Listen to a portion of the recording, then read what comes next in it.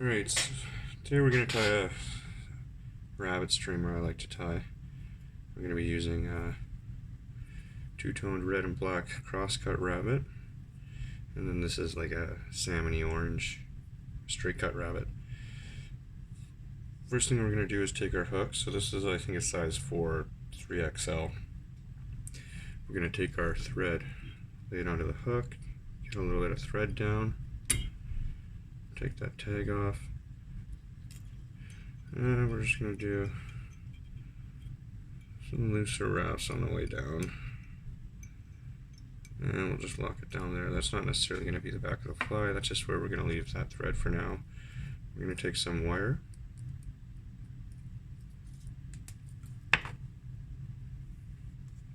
we're going to take that wire and we're going to lay that on the shank and then start wrapping. This is going to be a fairly heavy fly. You can use whatever size wire you want, or you can go without.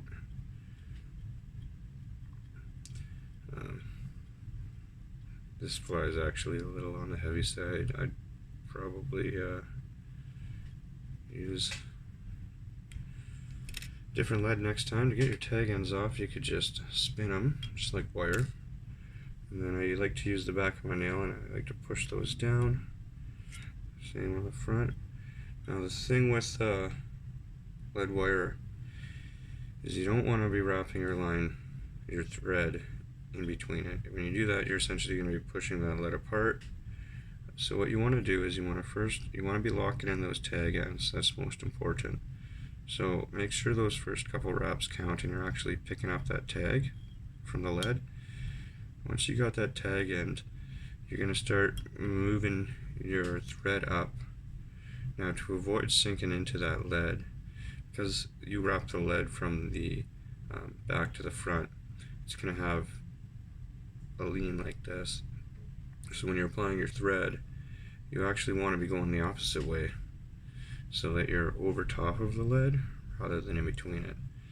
Now that we're back at the front, we're going to go ahead and lock that tag end in. We caught it there, and then we're going to just build a small taper, something for that lead to butt up against to stop it from moving. It shouldn't move. We're going to lock it in real good. So now we're back on the lead, and we're just going to apply all kinds of thread. Keep her going, up and down, up and down. I just don't want my thread to move. Everything else is going to be tied over top of it. This is probably overkill, but whatever. Thread's cheap.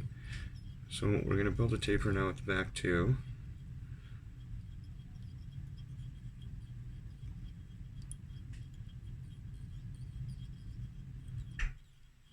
So now that lead's basically locked in there. There's nowhere for it to go. So now we're going to go back to just over the barb of the hook. And that's where we'll tie in our first material. So what we're going to do is we're going to tie this in first. This is the straight cut rabbit. So what you want to do is you want to line up the end to where you're going to tie in the tying point for the head of the fly. You want to go back to where that thread tying point is. Now stretch it, because when this fly gets wet, the hide of the rabbit is actually going to stretch. So you want to stretch it now, and then with your fingers mark where the tying point is. So right there. Pardon me. Then take your scissors, push in between the hairs,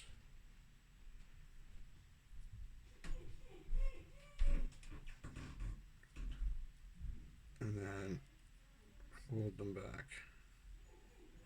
You can try to do that with your fingers, but it won't be as precise. Now to make this process even easier, lick your fingers and then just rub that rabbit there. You can see now how it sits like that. Try not to get rabbit hair in your mouth. So now that we have that there, we're going to pull that rabbit hair forward, lay that rabbit down, holding it around the shank because it's going to have to go around it a little bit. And then our first wrap in, pull down. Second wrap, pull down.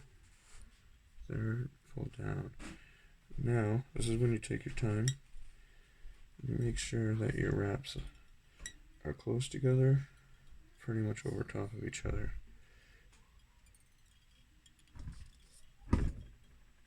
Once you're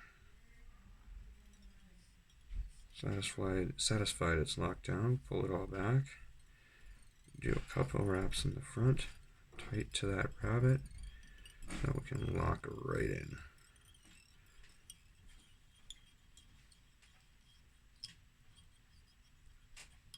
And we're just going to fill that little gap there to make it similar in size to where there's lead.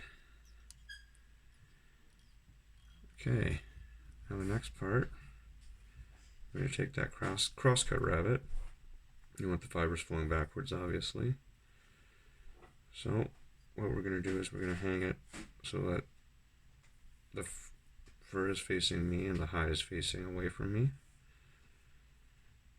Make it so that, pull all the hair back so it's just up here, and we're going to tie in just the very corner of that rabbit. You don't want to tie in too much because the hide is super bulky, and it'll add a whole bunch of bulk and bumps and stuff, so you want to keep the tie-in points fairly small. So that's locked in. So now we're going to go back up to the front. You don't need to, but I like to throw a half hitch in here, and then we'll just let our bobbin rest. So now we're going to take that crosscut rabbit and we're going to start wrapping. Every time you wrap, pull those other fibers back from the last wrap. So I go up, pull them back, next wrap, up, constantly pulling back, just slightly overlapping that rabbit as we move forward on the fly.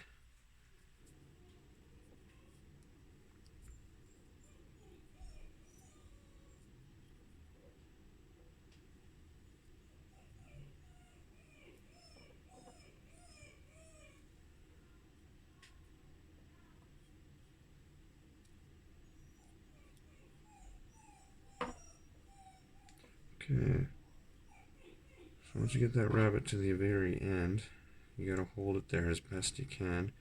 Catch the very end of that hide. Go slow and make those wraps count.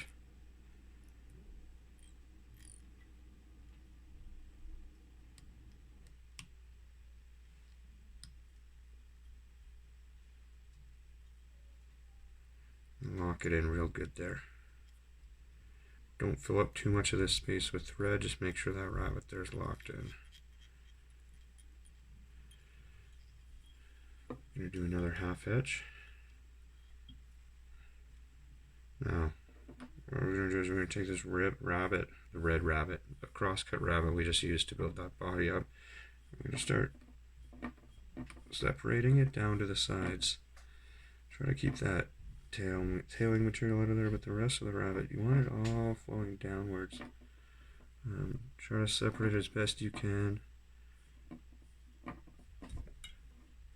So that looks good to me. So what we're going to do is we're going to hold that down.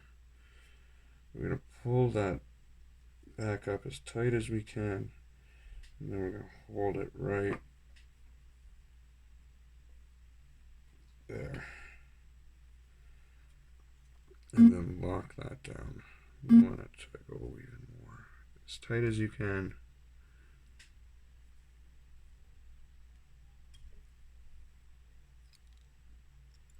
Right there.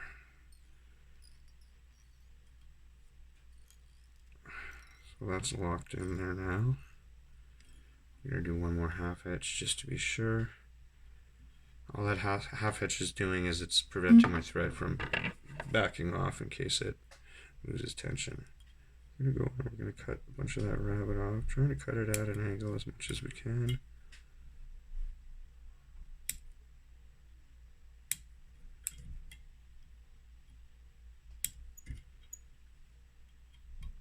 Take your time.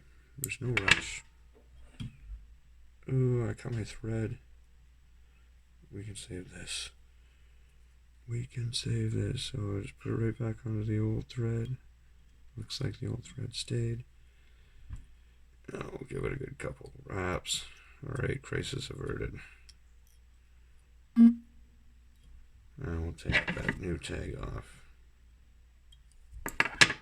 And we're going to start working more on that head here. We're going to try to hide all that rabbit. All that rabbit hide anyway at the front. So we'll try to build up a nice bullet shaped head. Again, not going too big, but matching it up with where we finished off with the red on the bottom. So, alright, there.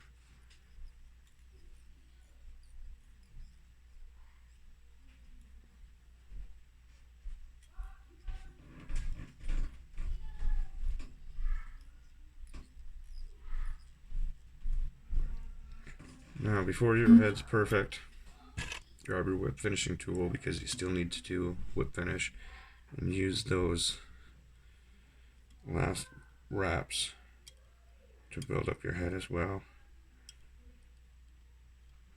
If you just use wraps to build up the head and forget about the whip finish, sometimes the whip finish will actually ruin the head. So that's tight. Okay, now there's one more thing I like to use, and where is it?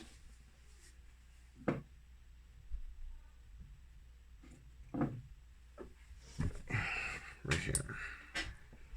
Sally Hansen's Hard as Nails.